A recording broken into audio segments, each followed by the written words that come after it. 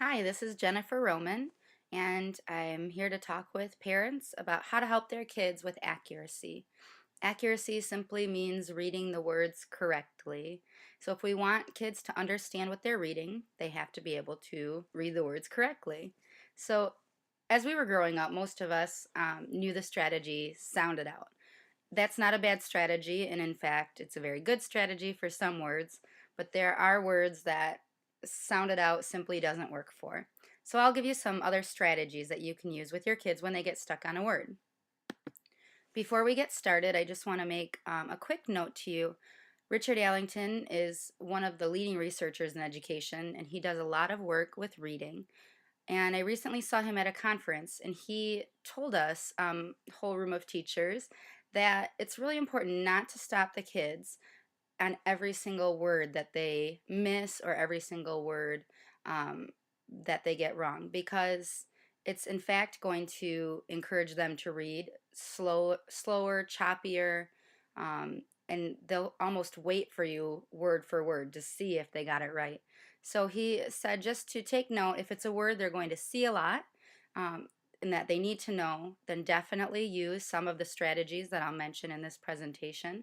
If it's a word that they probably aren't going to see a lot of, or if it's maybe just above their level, just tell them the word and let them keep reading. And the goal really is to love reading and to get better at reading and to understand what we're reading. And if we have to stop at every single word, and if we are asked 20 different questions about the word, nobody would love reading. So just keep that in mind as you're helping your kids. Try 2 or 3 of the strategies that are mentioned. If they're not working, tell the child the word and keep going. And over time, your child will get better. Okay, so when your child gets stuck on a word and sound it out doesn't work, ask your child, what would make sense in this sentence? A lot of times kids can figure it out based on the context clues or the words around that word. You could ask them for a chunk or looking for a part of the word that they know. Many times, if they cover the ending, the ed or the ing, or if they cover the prefix re or any other prefix, they can usually look at the base word and figure out the base word and then figure out the rest of the word.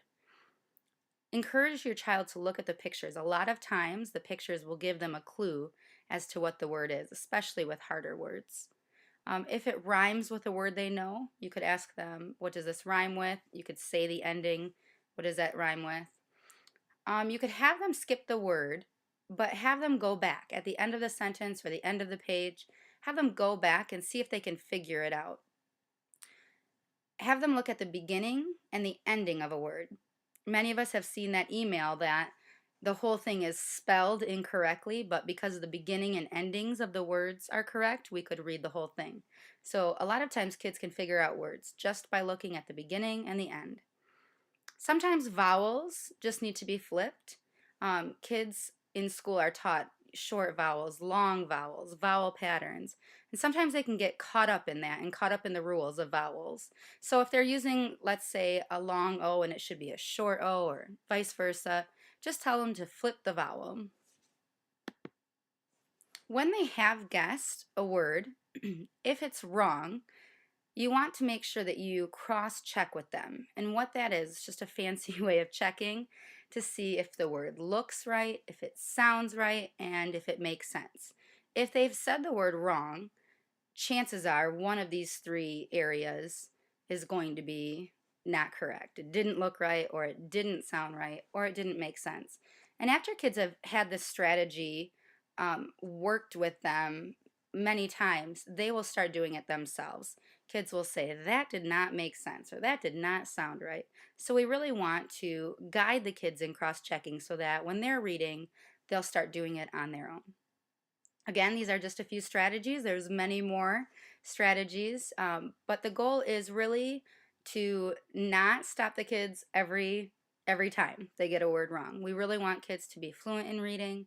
We want to help them with the words that we know that they're going to see again. I hope this helps you as a parent. Again, I think that if we're using the same language in the classroom that we are at home, it's going to strengthen the children's understanding, and these concepts are going to make a lot more sense to them. We want our kids to be better readers, and this is one way to do it. Thank you for listening.